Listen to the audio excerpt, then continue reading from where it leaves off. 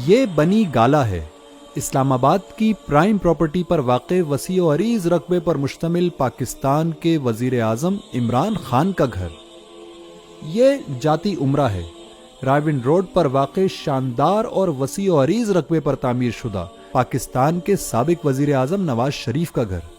اور یہ ہے بیریا ٹاؤن لاہور میں بلند و بالا دیواروں کے درمیان 25 کنال پر تعمیر شدہ پاکستان کے سابق صدر آصف زرداری کا بلاول ہاؤس۔ یہ ہیں پاکستان جیسے غریب ملک کے امیر حکمرانوں کے گھر۔ انہی بڑے بڑے گھروں کو بنانے والے مزدور بغیر چھت اور پلنگ کے سڑکوں پر اپنی راتیں گزارتے ہیں، اور صبح و شام ان بڑے لوگوں کے شاندار گھروں میں اینٹیں لگا لگا کر اور اپنے بچوں کے لیے آٹا، چینی، دال اور بجلی گیس کا بندوبست کرنے کی کوشش کرتے کرتے اپنی زندگیاں گنوا دیتے ہیں۔ اور ان محلات نما گھروں میں رہنے والے بڑے لوگوں کو عوامی مسائل کا سامنا کرنا ہی نہیں پڑتا۔ ان حکمرانوں کے بڑے بڑے گھر ہیں اور عیش سے بھری زندگی۔ اب ذرا امیر ملکوں کے غریب حکمرانوں کے گھر بھی دیکھ لیں۔ یہ یورپ کے سب سے امیر ملک جرمنی کی چانسلر اینجلا مرکل کا ذاتی گھر ہے۔ وہ چوتھی منزل پر 2 کمروں کے فلیٹ میں رہتی ہیں۔ Doctor Angela miracle quantum chemistry میں پی ایچ ڈی ہیں، جبکہ ان کے شوہر جوخم سوئر نے بھی کیمسٹری میں پی ایچ ڈی کی ہوئی ہے اور ہمبولڈٹ یونیورسٹی آف برلن میں پڑھاتے رہے ہیں۔ سادہ زندگی گزارنے والے ڈاکٹر جوخم مختلف شہروں کے دورے کرنے کے لیے سرکاری جہاز کے بجائے سستی ایئر لائن کے ٹکٹ خرید کر سفر کرتے ہیں۔ 9 سال تک ورلڈز موسٹ پاورفل وومن کا لقب پانے والی خاتون اپنے اور اپنے شوہر کے لیے صبح کا ناشتہ خود بناتی ہیں۔ ایک اور امیر ملک نیوزی لینڈ کی وزیر اعظم جیسنڈا آرڈن نے اپنی رہائش کے لیے 1920 میں بنا محض 643 اسکوائر فٹ کا گھر خریدا۔ باوجود مصروفیات کے چھٹی کے دن وہ خود کھانا پکاتی ہیں۔ اور یہ گھر بھی دیکھ لیں جو یوروگوئے کے سابق صدر ہوزے مویوکا کا ہے، جو اپنی صدارت کا پورا عرصہ اسی گھر میں رہے اور اپنی پرانی واکس ویگن میں سفر کرتے تھے۔ عام انسانوں کے درمیان زندگی گزارنے والے ہوزے مویوکا نے اپنی زندگی کے 14 سال جیل میں گزارے۔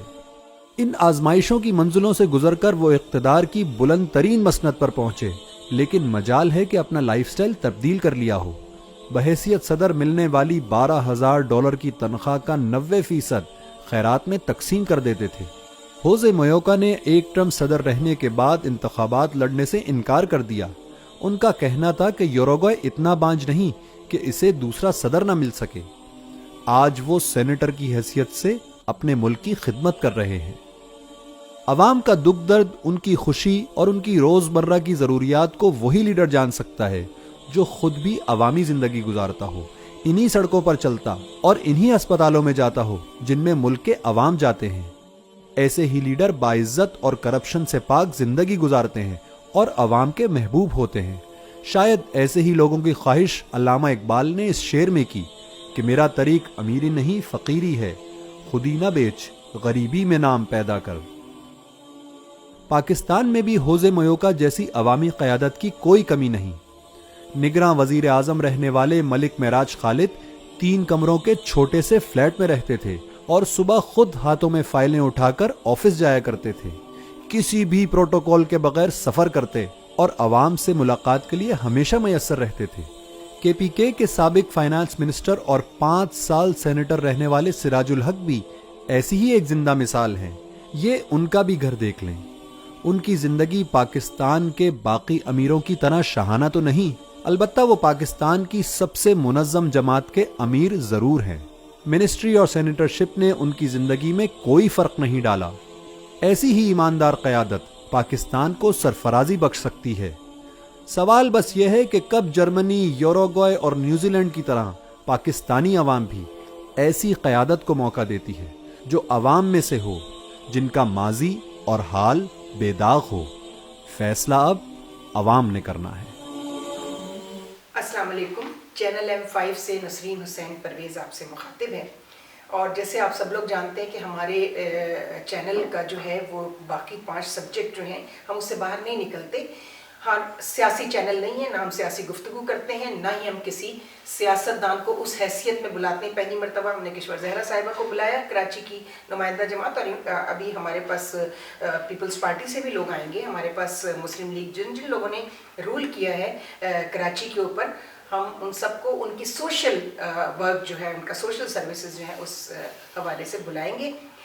اور ایک میں آپ کو ایک آگہی کے نام سے ایک ایپ، ایک وائرل واٹس ایپ گروپ ہے، اور انہوں نے بڑی اچھی ان کی ریسرچ ہے انہوں نے کی ہے، جو اس حوالے سے ہے کہ پوری دنیا کے جو بڑے ممالک ہیں یا وہ ممالک جنہوں نے دنیا میں ترقی کی ہے، جن کی اکنامک پروگریس بھی ہوئی ہے اپنے عوام کے لیے، وہ ان کا طرز زندگی کیا ہے، ان کا لائف سٹائل کیا ہے. اس میں مجھے خوشی ہے کہ انہوں نے پاکستان کا بھی نام لیا، پاکستان کے 2-3 معراج خالد صاحب کا انہوں نے ریفرنس دیا، اور جماعت اسلامی کے جو کراچی کی بھی نمائندہ جماعت کہلاتی ہے، اور سراج الحق کا صاحب کا نام لیا. یقیناً ان کی زندگیاں ایسی ہیں جو مثال دی جا سکتی ہے جن کی. لیکن تھوڑی سی ہمیں باعث، جس کو انگریزی میں کہتے ہیں نا پراپر، اگر میں تعصب کا لفظ استعمال کروں گی تو وہ ہمارے یہاں اردو میں کچھ ویکیبلری اس طرح کم ہے. آپ نے کراچی کی سب سے بڑی نمائندہ جماعت کے بھی کچھ لوگ ہیں آگہی کے جو بھی ایڈمن ہیں، آرگنائزرز ہیں، میں ان سے مخاطب ہوں. آپ نے زیادتی کی. دیکھیے ہر پیر میں ایک ہی نمبر کا جوتا نہیں آتا ہے. کراچی کی سب سے بڑی نمائندہ جماعت کا جو مائنس پوائنٹ تھے ان کو تو آپ بڑے زور شور سے آپ لوگ بیان کرتے ہیں، لیکن ان کے ہاں ایسی ہستیاں بھی ہیں جنہوں نے بہت سرو کیا ہے اس شہر کو، اور ان کی ذاتی زندگی بھی تعیشات سے، امیرانہ ٹھاٹ باٹ سے مبرہ ہے، جس میں خالد مقبول بھائی ہیں، میں ان کو ذاتی طور پہ تو نہیں جانتی، اور بہت سارے لوگ ہیں. ایک وہ اسی گھر میں رہتے ہیں جہاں وہ انہوں نے ساری زندگی گزاری، وہیں سے انہوں نے اپنا میڈیسن بھی کیا، MBBS بھی کیا. اور جو ہستی میرے ساتھ آج ہیں ان کی بحیثیت کراچی کے باپ میئر اور کراچی کی جو نمائندہ جماعت کہلاتی ہے اس میں بڑے فعال رکن کی حیثیت سے ان کا کردار سامنے آتا ہے. وہ بھی جہاں پر انہوں نے اپنی تعلیمی زندگی کا آغاز کیا 50-60 سال سے، وہ وہیں پر اسی گھر کے اندر رہائش پذیر ہیں آج کے دن تک. تو ہمارے ساتھ آج ہیں، ہم سیاست پر بات نہیں کریں گے، لیکن جہاں سیاست سے اور سیاستدانوں کے کردار سے اس ملک کی معاشرت اور معیشت متاثر ہو رہی ہے اس پر بات بھی کریں گے، اور اگر آئندہ کے لیے ان کے پاس کوئی سجیشنز ہیں وہ بھی ان سے پوچھیں گے. لوگوں کے لیے، معاشرے کے لیے، معاشرے کی اکانومی کے لیے وہ کیا کر رہے ہیں. السلام علیکم سر. وعلیکم السلام. آپ کے اشعار پڑھنے کی ہے، ہمارے پروڈیوسر صاحب جو ہیں انہوں نے بتایا ابھی مجھے کہ فاروق بھائی کا ایک شعر بڑا مشہور ہوا تھا، اور میں نے کہا ایک نہیں، وہ نوابزادہ نصر اللہ صاحب کے بعد وہ اور مشاہد اللہ صاحب، آپ لوگ اسمبلی کا ماحول ذرا اچھا رکھنے کے لیے ادب شناس اور ادب نواز لوگ ہیں تو شعر و شاعری کرتے رہتے ہیں. مجھے یہ بھی یاد ہے ریڈیو پاکستان کا ایک مشاعرہ تھا، پہلی مرتبہ میں نے وہاں آپ کی گفتگو سنی. تو آپ کا تعلق جس زبان سے ہے گجراتی اسپیکنگ ہے، لیکن اردو ادب پر آپ کا، مشتاق احمد یوسفی کے بعد، مارواڑیز کے بعد میں نے پہلے آدمی آپ کو دیکھا جو اتنی بہترین، اتنی نستعلیق اردو بولتے ہیں اور اس میں ادبی چاشنی بھی موجود ہوتی ہے. یہ بھی آپ کے کردار کا ایک نمایاں پہلو ہے. اچھا سر یہ بتائیے، میں ایک چیز اور میں بتانا چاہتی ہوں اپنے چینل M5 کے ناظرین کے لیے کہ اس گروپ نے آگہی نام سے جو ہیں انہوں نے نسیم ولی خان کا نام لے ہی لیا KPK سے. بڑی نفیس خاتون تھیں، بڑی شستہ اردو بولتی تھی، مجھے اس پہ حیرت ہوتی تھی، اور ان کے اوپر بھی سادہ زندگی ہے. خود سندھ سے آفتاب شعبان میرانی صاحب پیپلز پارٹی سے، قائم علی شاہ صاحب، ان کی گورننس پہ ہمارے سینکڑوں آبجیکشنز ہیں، لیکن کوئی یہ نہیں کہہ سکتا کہ قائم علی شاہ صاحب یہ کھا گئے، وہ پی گئے، وہ مار لیا، وہ لوٹ لیا. تو چلتے ہیں ہم اپنے مہمان کی طرف، چونکہ اب وہ بولیں گے اور ہم سنیں گے. جی سر.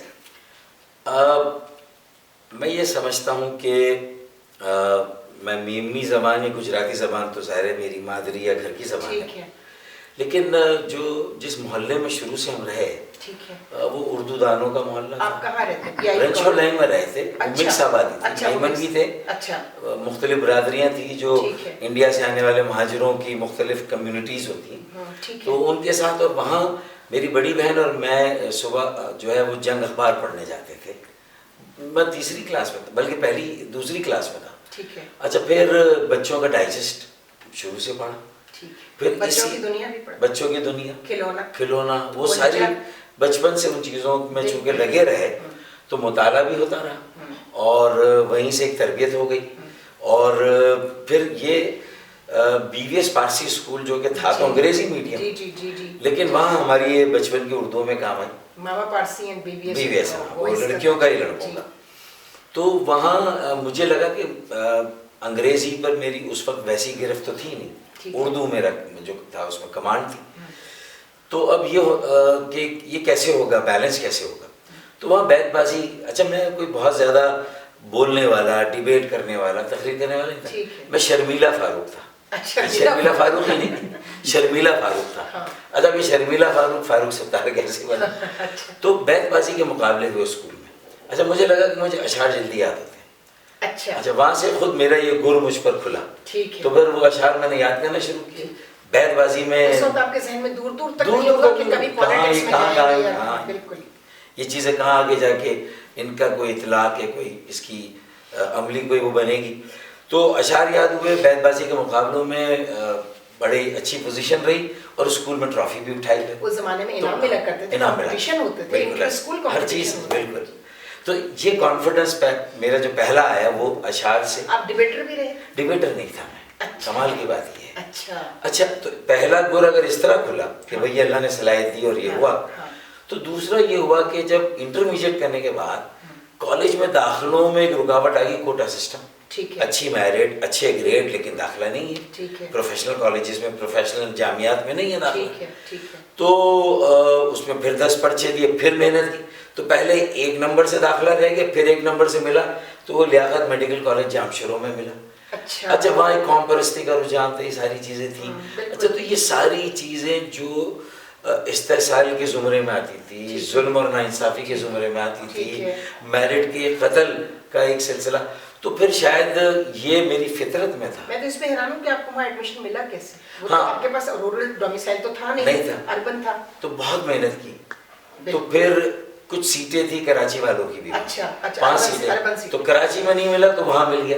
اچھا پھر کوئی اللہ کا بندہ مل گیا جس کو وہاں جانا تھا, وہ میوچل مائگریشن ہو گئی. تو میں آ گیا, میں سندھ میڈیکل کالج سے میں نے پھر اپنا گریجویشن کی, اپنی ڈگری لی, ڈاکٹری کی.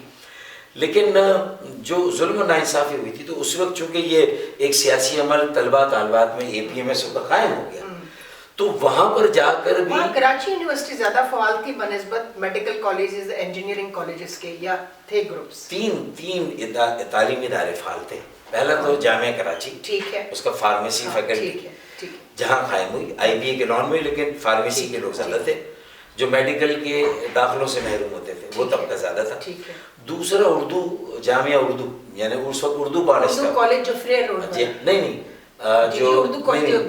جو گلشن اقبال کے ساتھ جو ہے, اردو تو بعد میں نہیں اردو کالج بنا ہوا تھا اس زمانے میں. Urdu science college, Urdu science college. پھر وہ وفاقی جامعہ اردو بنی. ٹھیک ہے. تو وہاں دوسرا, اور تیسرا سندھ میڈیکل کالج تھا جہاں ہم لوگ تھے. تیسرا یونٹ وہاں بنا. تو اس ظلم و ناانصافی نے لوگوں کو قائل کرنا, جمع کرنا, بولنا. تو ایک اور ہنر آیا کہ بھائی آپ لوگوں کو سمجھا سکتے ہیں, منطق کے ساتھ, دلائل کے ساتھ قائل کر سکتے ہیں, اور لوگ جڑتے گئے, قافلہ بنتا گیا, اور ایک تحریک شروع ہو گئی. تو میں سمجھتا ہوں کہ یہ دو چیزوں نے, تو پھر ڈیبیٹر بھی بن گئے. اور پھر ظاہر ہے کہ اس سیاستدان کے لیے پہلا ہنر اور پہلا فن اس کو تقریر کا ہوتا ہے کہ وہ تقریر کیسے. میں سمجھتا ہوں اس کا پہلا فن اس میں احساس ہے, لوگوں کے لیے درد ہے.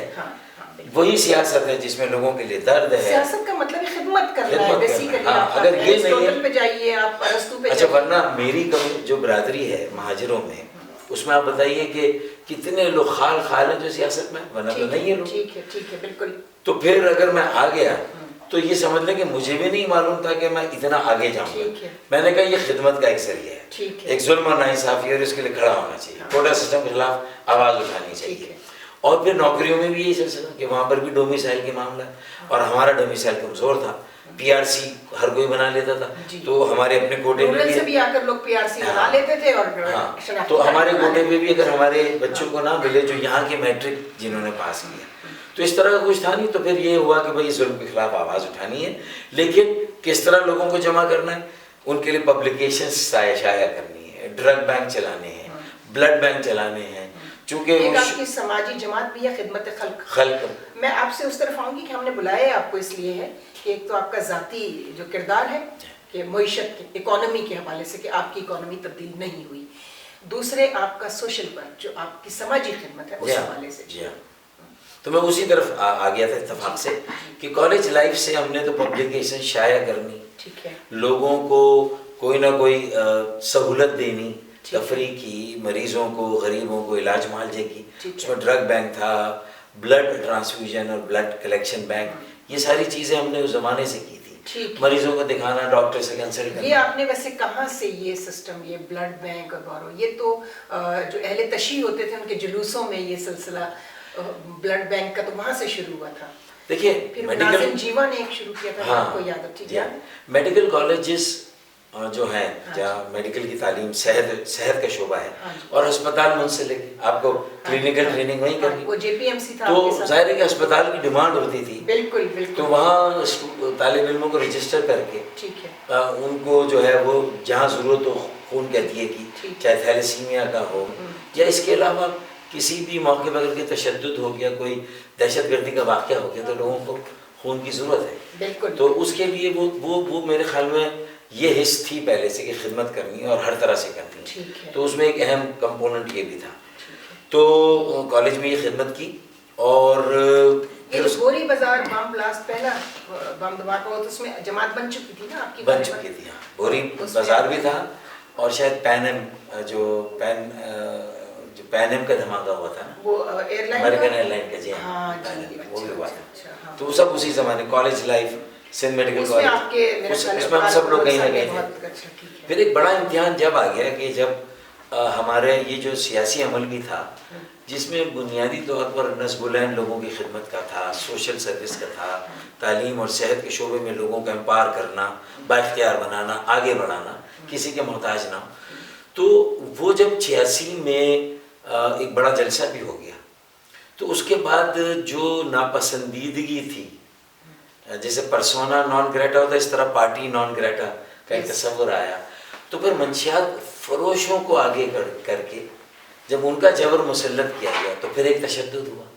اور اس میں اورنگی ٹاؤن کے علاقے قصبہ علی گڑھ میں جب حملہ ہوا تھا 86 میں دسمبر میں, پٹھان اور بہاری کا جو کرایا گیا, پارٹی نے وہ بنایا پنجابی پختون اتحاد, غلام سرور اوان والا. اصل میں سمجھتی ہوں وہ پہلی بنیاد تھی, ٹھیک ہے نا, چونکہ ہمارا چینل سیاسی نہیں ہے, ورنہ نہیں میں اس لیے, لیکن اس موضوع پہ بڑا یہ حقیقتیں ہیں, لیکن میں اس پہلے بات لیکن ہم نہیں کریں گے. کہ جب وہ حملہ ہوا تو ہم نے اپنے ہسپتال کی, جہاں میں ہاؤس جاب کر رہا تھا سول, میں نے گریجویشن سندھ میڈیکل کالج سے, لیکن پھر میرا house job surgical 4 civil hospital میں. تو پھر ہم نے وہاں کے طالب علموں کے ساتھ مل کے, یقین مانے, ہم نے وہاں کی ایمبولینسز ہائی جیک کر لی, زبردستی لے, کیونکہ وہ سلطانہ ڈاکو والا کام کیا. دیکھیں رابن ہوڈ سلطانہ ڈاکو کرنا پڑا کہ بھئی لوگوں کو ضرورت ہے, اور قصبہ وہاں لوگ مر جائیں گے اگر ان کو خون کے عطیات اور علاج نہیں ملا. تو ہم سارے طلبہ جو تھے وہ لے گئے وہاں سے 3 ایمبولینسز, اور ہم اس جگہ کھڑے ہو گئے جہاں فائرنگ ہو رہی تھی.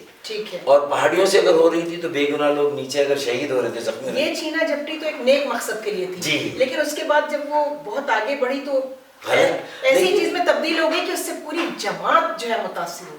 دیکھیں جماعت کا ٹیمپو, اس کا فیبرک جو ہے وہ بہت ایک گندی مچھلی سارے تالاب کو گندا کرتی ہے, اس گندی مچھلی کو اسی وقت سارٹ آؤٹ کرنے کی ضرورت تھی. بالکل صحیح کہہ رہے ہیں. چونکہ وہ نہیں کر سکے, وہ ہمارا کہیں تنظیمی فیلئر تھا, تو اس نے اور لوگوں کو بھی اپنے رنگ میں رنگنا شروع کر دیا. تو ظاہر ہے کہ اتنے سارے لوگوں کی قربانیاں, ہزاروں شہداء کی, ہر طرح کی اسیری, ساری چیزیں جو ایک نظریاتی سیاست. ایک اور پلس پوائنٹ مجھے یاد آیا, آپ کو سوری معاف کیجیے گا, قطع کلامی ہوتی ہے, جو ہم ہمیشہ اس پر بات کرتے ہیں.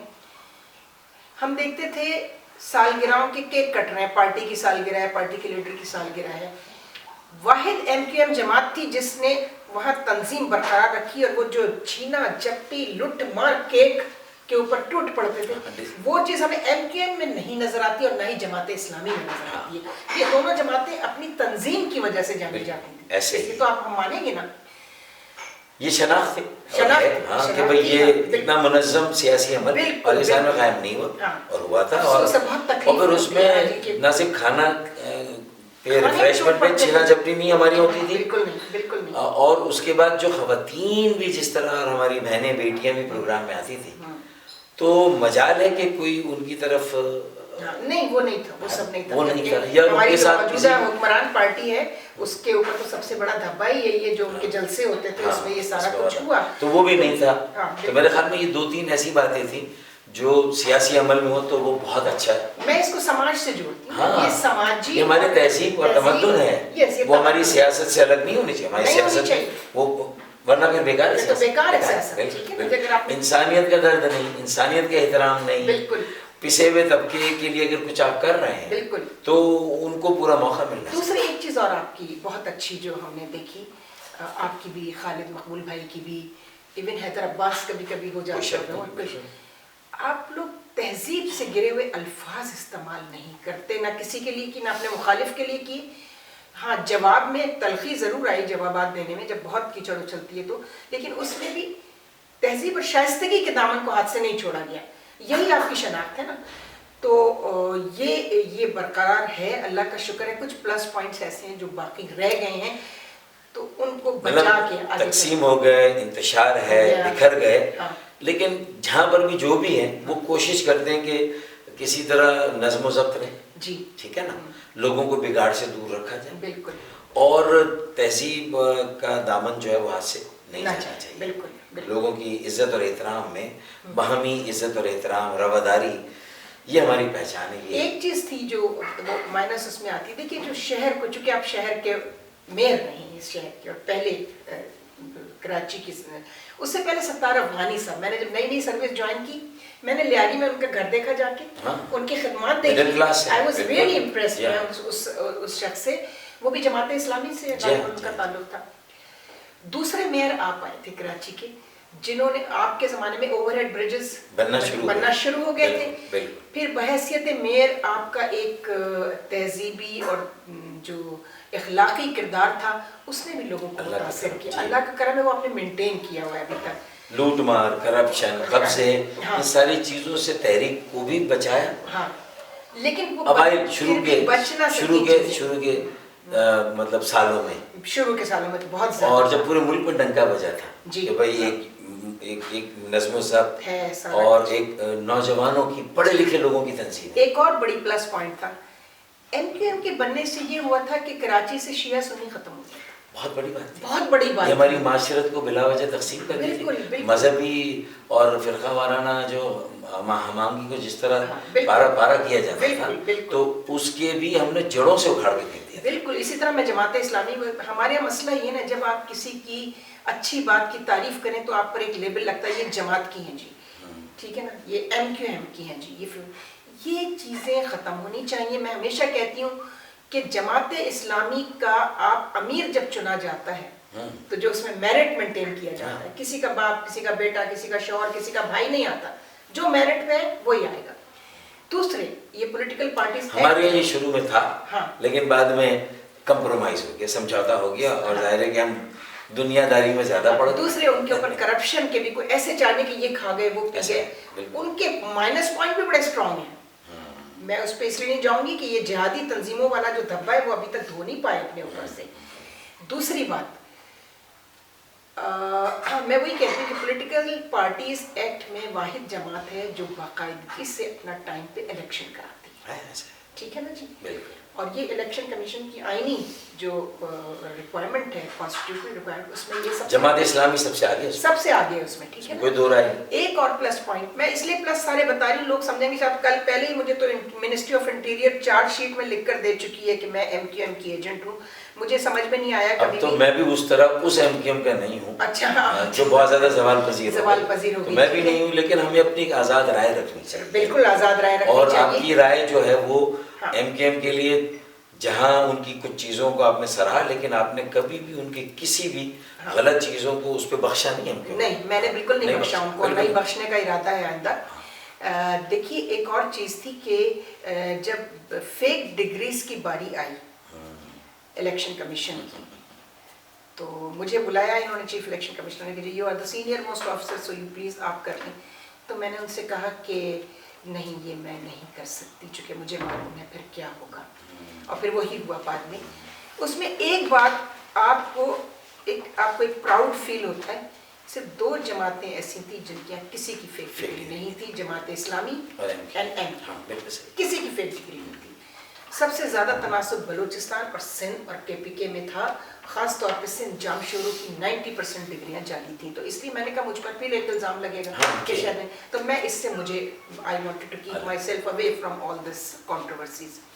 لیکن جو بات اپنی جگہ موجود ہے اس کو نہ سراہنا، اب کل ہم مر جاتے ہیں خبر میں ہمارے پاؤں ہے، وہ ناانصافی ہے۔ ہمیں اپنے لوگوں کو یہ بتانا چاہیے پلس کہاں ہے، مائنس کہاں ہے، جس کا جو حق ہے وہ اسے دینا چاہیے، جس کو جو اللہ view تعالیٰ ہے۔ کی ذات میں ہے، ہم سب انسانوں کی بنی ہوئی جماعتیں ہیں، اس میں نیگیٹیوز بھی ہیں ان کے پازیٹیوز، کریڈٹ جس کا اسے جس کا میرٹ ہے اس کو دینا چاہیے۔ آج میرٹ ہی کا تو جھگڑا ہے سب سے زیادہ، میرٹ پہ کوئی چیز بھی نہیں ہو رہی ہے۔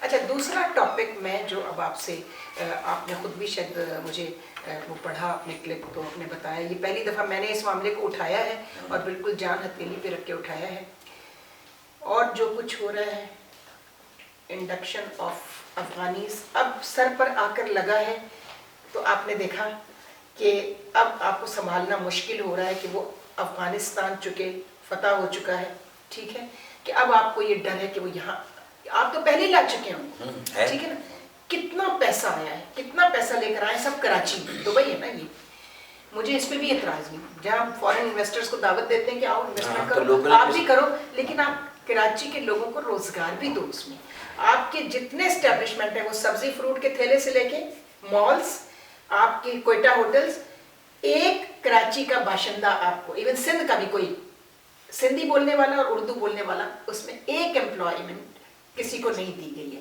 اس پر مجھے اعتراض ہے کہ آپ جب اس شہر میں آتے ہو تو اس کو اپنا سمجھو، ٹھیک ہے نا، اس سے محبت کرو اور دل سے کرو، یہ کمانے کا ذریعہ صرف نہیں ہے کمایا اور چل پڑے آپ۔ ایک یہ بات تھی، ایک بہت بڑا المیہ جنم لے رہا ہے۔ لیکن اس میں ہم جب بات کرتے ہیں تو جہاں معاشرے کمزور ہوتے ہیں، یہی کمزور ہوتے ہیں، جو معاشرے کو یکجا رکھنے والا فیبرک ہے، بالکل بالکل، جب آپ اس کو ہی کمزور کر دیں گے ایگزیکٹلی، تو پھر اس سے جو لوگوں کے درمیان دوریاں، منافرت، اور جب یہ رجحان پیدا ہوتے ہیں، اکانومی دنیا کی سب سے بڑی ریالٹی اکانومی ہے، تو اس میں معیشت بھی جو ہے وہ کمزور ہوتی ہے، نہیں، معیشت کمزور ہونے سے برائیاں جنم لیتی ہیں، بس اس کے بعد پھر جرائم، انتہا پسندی، دہشت گردی۔ آپ دیکھیے ہر نبی کی دعا اٹھائیے، حضرت نوح کی، حضرت ابراہیم کی، حضرت موسیٰ، حضرت عیسیٰ، ہمارے آخری نبی صلی اللہ علیہ وآلہ وسلم نے کہا کہ افلاس کو نہ بڑھنے دو، یہ کفر تک لے جاتا ہے۔